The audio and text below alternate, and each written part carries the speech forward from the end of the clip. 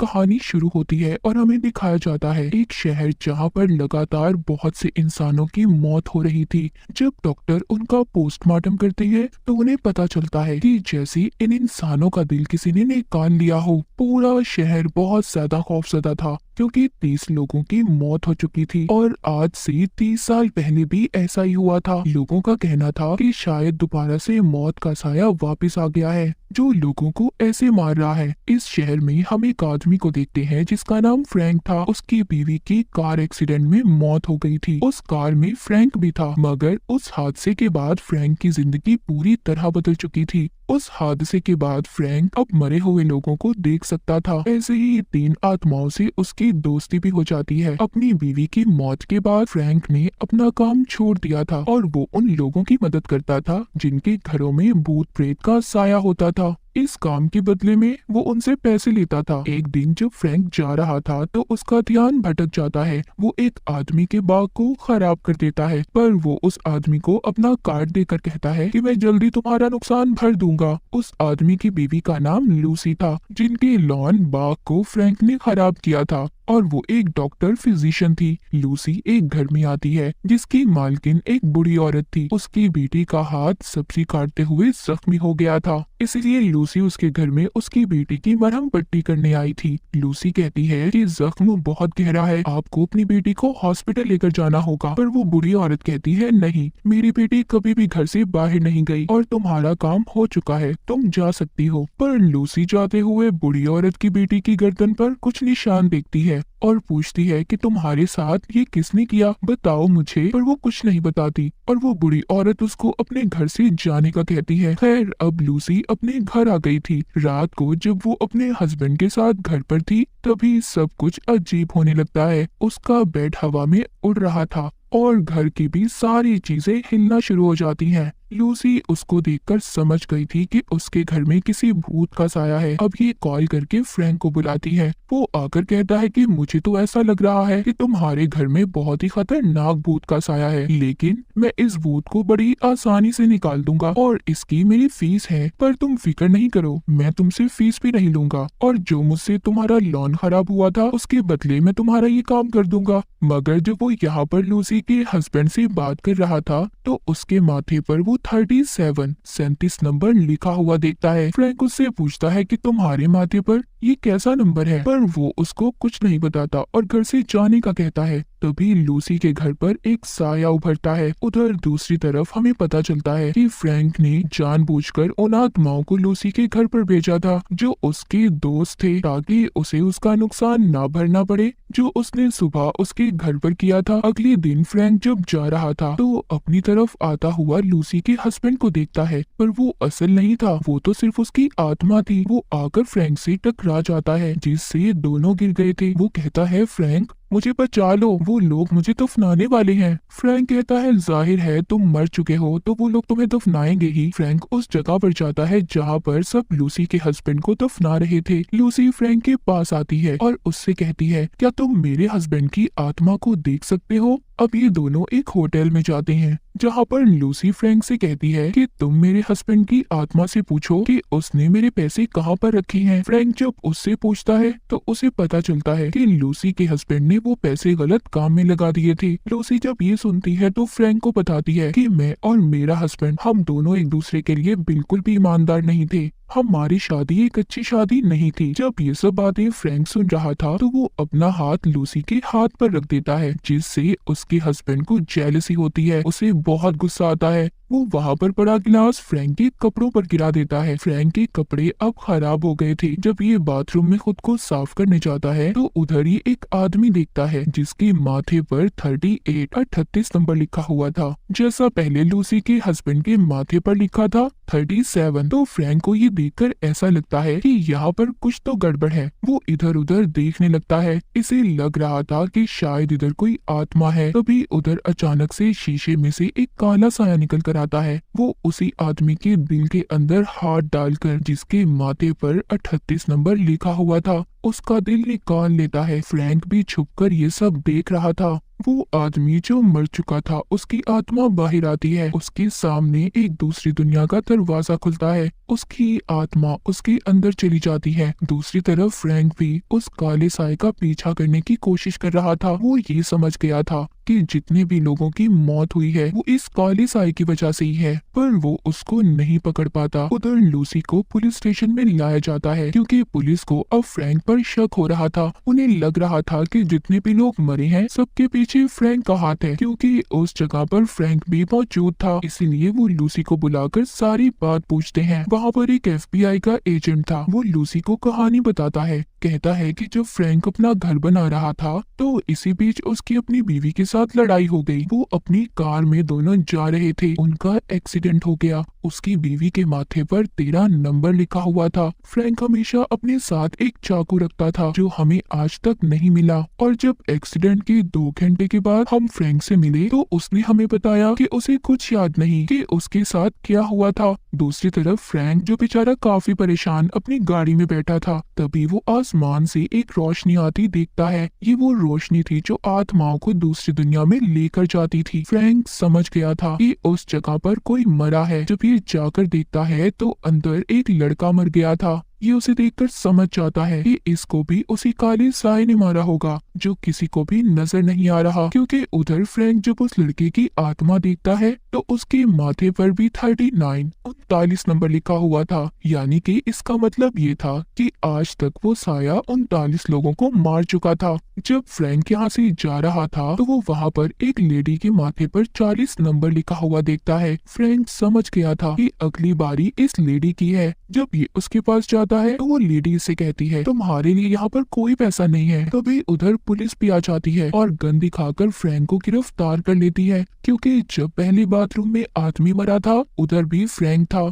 और यहाँ पर भी। लेकिन अचानक से वो काला साया फिर से आ गया था जो उस रिपोर्टर को मारने की कोशिश कर रहा था। पर यहाँ पर जो फ्रैंक की आत्माएं दोस्त थी उनमें से एक काले साए पर गोलियां चलाता है, जिससे वो यहाँ से भाग गया था। फ्रैंक भी उस रिपोर्टर को अपनी गाड़ी में ले जाता है, उसे बचाने की कोशिश कर रहा था, लेकिन तभी उसकी गाड़ी का एक्सीडेंट हो जाता है। वो दूर जाकर गिरता है। रिपोर्टर को वो काला साया उसका दिल निकालकर उसे मार देता है। चाहकर भी फ्रैंक उस रिपोर्टर को नहीं बचा पाया था। रिपोर्टर की मौत बिल्कुल वैसे ही हुई थी जैसे उसकी बीवी की हुई थी। अब उसको आहिस्ता आहिस्ता अपनी कुछ पुरानी यादें याद आ रही थी। रिपोर्टर की आत्मा जब बाहर आती है तो फ्रैंक से कहती है तुम्हें मुझे मारकर क्या मिला, तुमने अपनी बीवी को भी मार दिया था। ये सुनकर फ्रैंक थोड़ा सा परेशान हो गया था और खुद ही पुलिस स्टेशन चला जाता है जहाँ पर लूसी भी थी। पुलिस ने फ्रैंक को अब पकड़ लिया था। वहाँ पर FBI का एजेंट फ्रैंक से पूछताछ करता है। फ्रैंक उसको बताता है कि काला साया है जो सबको मार रहा है, पर वो फ्रैंक की बातों पर यकीन नहीं करता। उसको ऐसा लग रहा था कि फ्रैंक सबको खुद मारता है और अपनी तरफ से ये कहानी बना रहा है। उसको खुद भी याद नहीं कि उसने कितने लोगों को मार दिया। वो एजेंट उससे कहता है कि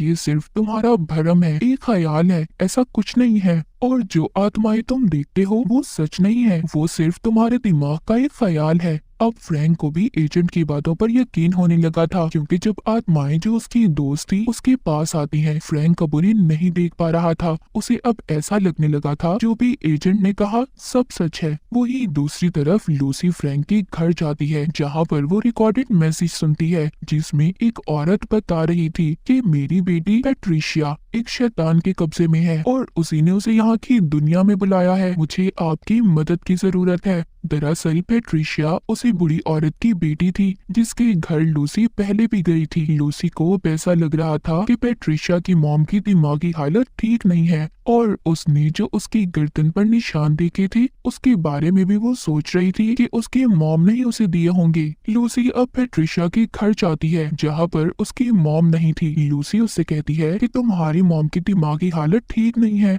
और तुम्हें अब घर से बाहर निकलना होगा। पैट्रिशिया उससे कहती है तुम नहीं समझ सकती इस बात को, और एक जार की तरफ देखने लगती है। लूसी जब उससे उसके बारे में पूछती है तो वो बताती है दरअसल मेरे डैड ने कत्ल किया था और फिर अपनी जान ले ली। मेरी मॉम उनकी मौत का कसूरवार मुझे मानती है, इसमें उनकी राख हड्डियां हैं, मैं इसको अपने पास रखती हूँ। तभी पैट्रिशिया की मॉम भी आ गई थी। ये लूसी को अलमारी में छुपा देती है, लेकिन वहाँ पर लूसी को फ्रैंक फ्रैंक का वही चाकू मिलता है जिसको पुलिस इतने सालों से ढूंढ रही थी, जिससे फ्रैंक की बीवी के माथे पर नंबर 13 लिखा गया था। लूसी ये देखकर काफी ज्यादा परेशान हो गई थी। वो किसी तरह उस घर से निकलकर फ्रैंक के पास जाती है। फ्रैंक अब उसकी किसी भी बात पर यकीन नहीं करता, पर लूसी उसको यकीन दिलवाती है कि मेरा यकीन करो, सब ठीक हो जाएगा। इसी दौरान वो लूसी के माथे पर 41 नंबर लिखा हुआ देखता है, मतलब कि अगला शिकार उस काले साए का लूसी थी। तभी वहाँ पर काला साया आ जाता है। फ्रैंक उसको पकड़ने की कोशिश कर रहा था,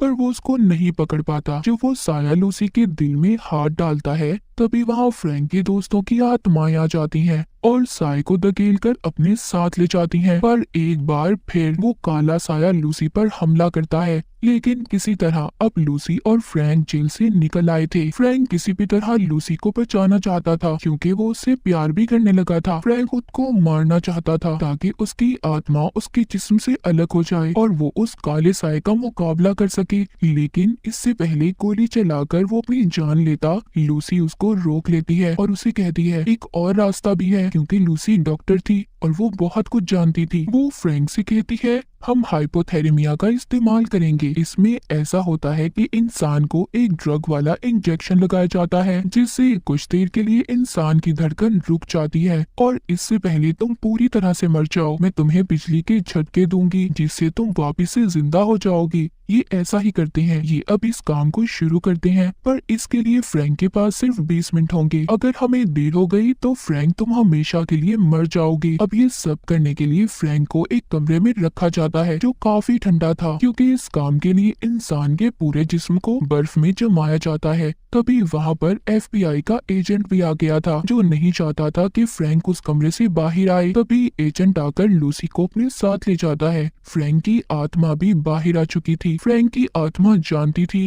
कि काला साया अभी भी लूसी के पीछे है, वो उनका पीछा करता है। फ्रैंक की आत्मा काले साए को पकड़ लिया था। यहाँ पर फ्रैंक को उस काले साए की सच्चाई पता चलती है। दरअसल वो काला साया एक आदमी की आत्मा थी, जो एक डॉक्टर था, जिसने कई साल पहले हॉस्पिटल में 11 लोगों को एक साथ मार दिया था। और वो ऐसा इसलिए कर रहा था क्योंकि वो दुनिया का सबसे बड़ा कातिल बनना चाहता था। इन सब कामों में उसका साथ किसी और ने नहीं, बल्कि पैट्रिशिया ने दिया था, जो उस वक्त नर्स थी, मगर उसकी उम्र उस वक्त सिर्फ 15 साल थी। इसीलिए उसे उम्र कैद की सजा हो गई और उस डॉक्टर को सजाए मौत। अब जब फ्रैंक उस डॉक्टर की आत्मा को मारने की कोशिश कर रहा था, तभी लूसी उस कमरे में पहुंच जाती है जहां पर फ्रैंक का जिस्म था। वो बिजली के झटके लगाकर उसे दोबारा से जिंदा कर देती है, पर फ्रैंक ने आने से पहले उस काले साए की चादर को उतार दिया था। अब वो किसी भी इंसान के जिस्म में हाथ डालकर उसका दिल नहीं निकाल सकता था। फ्रैंक बताता है कि डॉक्टर की आत्मा वापस आ गई है और सबको मार रही है, तुम्हें पैट्रिशिया को घर से बाहर निकालना होगा। लूसी अब ऐसा ही करती है, वो उसके घर जाती है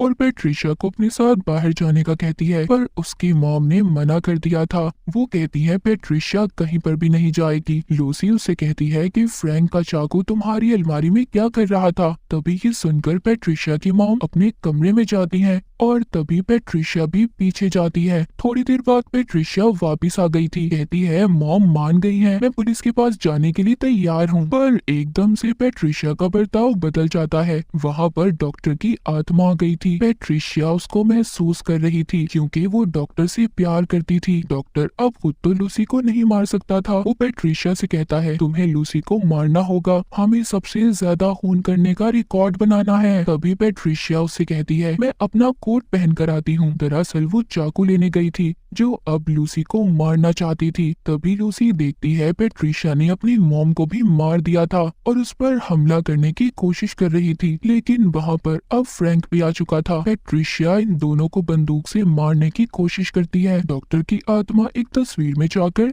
लूसी को मारने वाली थी, तभी फ्रैंक उस तस्वीर को तोड़ देता है। डॉक्टर की आत्मा पास ही पड़े जार में चली जाती है। फ्रैंक उस जार को बंद कर उस पर नाम पढ़ता है, जिस पर डॉक्टर का नाम ही लिखा हुआ था। इसका मतलब ये था पैट्रिशिया ने झूठ बोला था कि इसमें उसके डैड की हड्डियां हैं। लूसी फ्रैंक से कहती है हमें इसको एक चर्च में लेकर जाना होगा। अभी उसी हॉस्पिटल में जाते हैं जहाँ पर कई साल पहले डॉक्टर ने लोगों को मारा था, मगर अब वो हॉस्पिटल बिल्कुल वीरान था, क्योंकि उस हादसे के बाद हॉस्पिटल को बंद कर दिया गया था। फ्रैंक जब यहाँ पर जाता है तो देखता है वहाँ पर उसको सारे पुराने ख्याल नजर आ रहे थे। फ्रैंक वहाँ पर सभी खून होते हुए देख रहा था जो कई साल पहले इस हॉस्पिटल में लोगों को मारा गया था। तभी यहाँ पर पेट्रिशिया भी आ गई थी और वो एजेंट भी जो इस केस की इन्वेस्टिगेशन कर रहा था। उस एजेंट के हाथ में वो जार चाहता है जिसमें डॉक्टर की आत्मा और हड्डियां थी। वो उस जार को खोल देता है। डॉक्टर की आत्मा अब आजाद हो चुकी थी।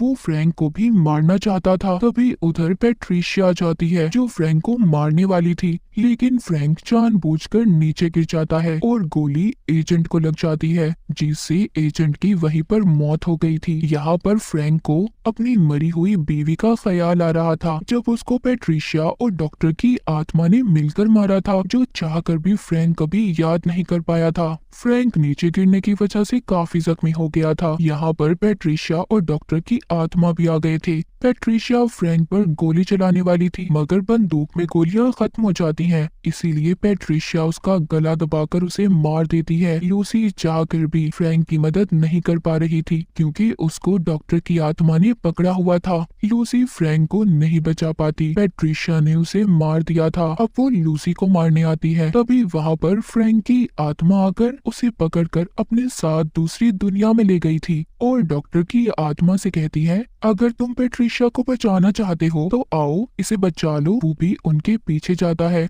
और फ्रैंक की आत्मा से पेट्रिशिया को छुड़वा लेता है। कहता है हम वापस जा रहे हैं लोगों को मारने। तभी वो दरवाजा नर्क जहन्नुम का दरवाजा बन जाता है। वहाँ पर एक बहुत बड़ा क्रिएचर इन्हें अपनी तरफ खींच लेता है। दूसरी दुनिया जो अच्छे लोगों की थी, वहाँ पर फ्रैंक को वो आत्माएं मिलती हैं जो दुनिया में इसके दोस्त हुआ करते थे। अब उनको भी मुक्ति मिल चुकी थी। वहाँ पर फ्रैंक अपनी बीवी को भी देखता है जो फ्रैंक से कह रही थी, फ्रैंक जाओ खुश रहो, क्योंकि अभी फ्रैंक का वक्त नहीं आया था। फ्रैंक की आत्मा वापस से अपने जिस्म में आ गई थी, यानी कि वो जिंदा हो गया था। अब वो और लूसी दुनिया में खुशी खुशी अपनी जिंदगी गुजार रहे थे। साथ ही साथ लूसी के अंदर वो पावर्स ताकतें भी आ चुकी थी। वो भी अब आत्माओं को देख सकती थी। लूसी और फ्रैंक अब हंसी खुशी अपनी जिंदगी गुजारेंगे और इसी के साथ ही कहानी यहीं पर खत्म हो जाती है।